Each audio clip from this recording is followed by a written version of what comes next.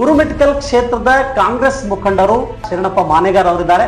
ಸುಮಾರು 35-37 ವರ್ಷಗಳಾಯ್ತು ನೀವು ನಿರಂತರವಾಗಿ ಕಾಂಗ್ರೆಸ್ ಪಕ್ಷದ ಕಟ್ಟಾಳು ಅಂತ ಹೇಳ್ಬೋದು. ನೀವು ನಿಜವಾಗ್ಲೂ ಕೂಡ ಕ್ಷೇತ್ರದಲ್ಲಿ ಕೆಲವು ಜನ ಮಾತಾಡ್ತಾರೆ, ಇಲ್ಲ ಇವರು ಶಾಸಕರಾಗಬೇಕಾಗಿತ್ತು, ಸಂಘಟನೆಗೆ ಬಂದ ತಕ್ಷಣ ಶಾಸಕರಾಗ್ಬೇಕಂತ ಏನ್ ಕನ್ಸು ಬೀಳಲ್ಲ. ಚುಂಚೇಶ್ವರ ಅವರು ನಿಮ್ಮ ಅವಕಾಶವನ್ನ ಕಸ್ಕೊಂಡ್ರು ಅಂತ ಅನಿಸ್ತಾ ಇಲ್ಲ ಸರ್? ಇಲ್ಲ, ಶಾಸಕನ ಆಗ್ಬೇಕು ಅನ್ನೋ ಆಸೆಗೆ ಇನ್ನೂ ಇಂಬು ಸಿಕ್ಕಿತ್ತು, ಬಲ ಸಿಕ್ಕಿತ್ತು, ಅಲ್ಲಿ ನನ್ನ ಆಸೆ ಚಿಗುರೊಡಿತು. ಪಕ್ಷ ಬಿಟ್ಟು ಪಕ್ಷಕ್ಕೆ ಹೋಗಿರ್ತಕ್ಕಂತ ಚುಂಚೇಶ್ವರ ಅವರಿಗೆ ಮತ್ತೆ ಕರೆತಂದ ಅವಕಾಶವನ್ನ ನೀಡಿರ್ತಕ್ಕಂಥದ್ದು, ಸೋತ ತಕ್ಷಣ ಈ ಪಕ್ಷನ ಬಿಟ್ಟು ಹೋಗ್ಬೇಕು ಅಂತಕ್ಕಂಥದ್ದು ಸರಿಯಲ್ಲ. ಅಲ್ಲ ಸರ್, ನೀವು ಹೀಗೆ ನಿಷ್ಠೆ ಅಂತ ಎಷ್ಟು ವರ್ಷಗಳ ಕಾಲ ಕಾದು ನೋಡೋರು?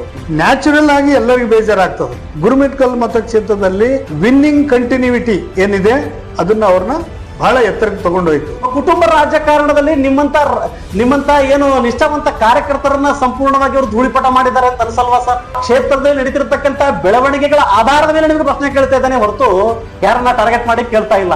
ಅವರು ಸೂಚಿಸಿದ ಅಭ್ಯರ್ಥಿನೇ 2 ಸಾರಿ MLA ಆದ್ರು. ಯಾದಗಿರಿ ಅತ್ಯಂತ ಹಿಂದುಳಿದ ಜಿಲ್ಲೆ, ಅದರಲ್ಲಿ ವಿಶೇಷವಾಗಿ ಗುರುಮಿಟ್ಕಲ್ಲು ಖರ್ಗೆ ಅವರ ಮತಕ್ಷೇತ್ರ ಅದು. ಹಾಗಿದ್ರೆ ಅವ್ರು ಕೆಲಸ ಮಾಡಿಲ್ಲ ಅಂತ ಅರ್ಥನಾ? ತಂದೆಗೆ ಯಾವ್ದು ಅಧಿಕಾರ ಮಾಡಕ್ಕೆ ಬಿಡ್ಲಿಲ್ಲ. ನೋಡಿ, ನನ್ನ ಜನರಿಗೆ ಬೇಡವಾಗಿರ್ತಕ್ಕಂಥದ್ದು ಕೊಡದೇ ಇರತಕ್ಕಂಥದ್ದು ನನಗೆ ಬೇಡ ಅಂತ ನೇರವಾಗಿ ಹೇಳ್ತಾರೆ ಸಾರ್ವಜನಿಕವಾಗಿ. ಗುರುಮಿಟ್ಕಲ್ ಶಾಸಕರು ಪ್ರಚಾರ ಪ್ರಿಯರು. ಎಲ್ಲಾ ಪಂಚಾಯತಿ ಅಧ್ಯಕ್ಷರುಗಳಿಗೆಲ್ಲ ಬಂಗಾರ ಉಂಗುರು ಮಾಡಿದ್ರು. ಒಂದು ದಿವಸ ಸಲ ಏನ್ ಮಾಡ್ಬೇಕು ಎಲ್ಲರೂ ಮಾಡಿದ್ರು. ನಿಮ್ಮ ಮೇಲೆ ಇದನ್ನು ಕೂಡ ಆರೋಪ ಮಾಡ್ತಾರ ಅವರು. ಇವರು ತಮ್ಮನ್ನ ತಾವು ಪ್ರೊಟೆಕ್ಟ್ ಮಾಡೋ ಕಾರಣಕ್ಕಾಗಿ ರಾಜಕೀಯ ಹಾದಿ ಹಿಡಿದಿದ್ದಾರೆ. 22 ವರ್ಷದಲ್ಲಿ ನಾನು ಒಂದು ಮಟ್ಟಕ್ಕೆ ಬೆಳೆದಿದ್ದೀನಿ.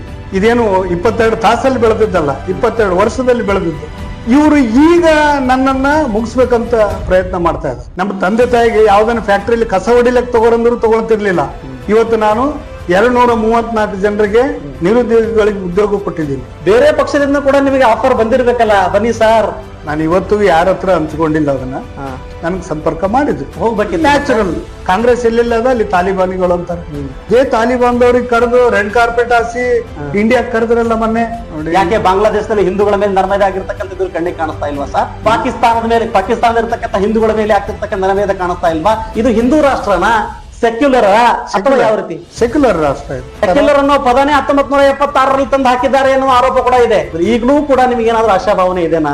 ನನಗೆ ಟಿಕೆಟ್ ಸಿಗುತ್ತೆ, ಮುಂದೆ ನಾನು MLA ಆಗ್ತೇನೆ, ನನಗೆ ಕಾಂಗ್ರೆಸ್ ಪಕ್ಷ ಅವಕಾಶ ನೀಡುತ್ತೆ ಎನ್ನುವ ಆತ್ಮವಿಶ್ವಾಸದಲ್ಲಿದ್ದೀರಾ?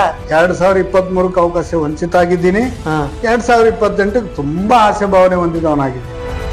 ಗುರುಮಿಟ್ಕಲ್ ಮತಕ್ಷೇತ್ರದ ಕಾಂಗ್ರೆಸ್ ಮುಖಂಡ ಶರಣಪ್ಪ ಮಾನೆಗಾರ್ ಅವರ ವಿಶೇಷ ಸಂದರ್ಶನ ಶೀಘ್ರದಲ್ಲೇ ನಿರೀಕ್ಷಿಸಿ.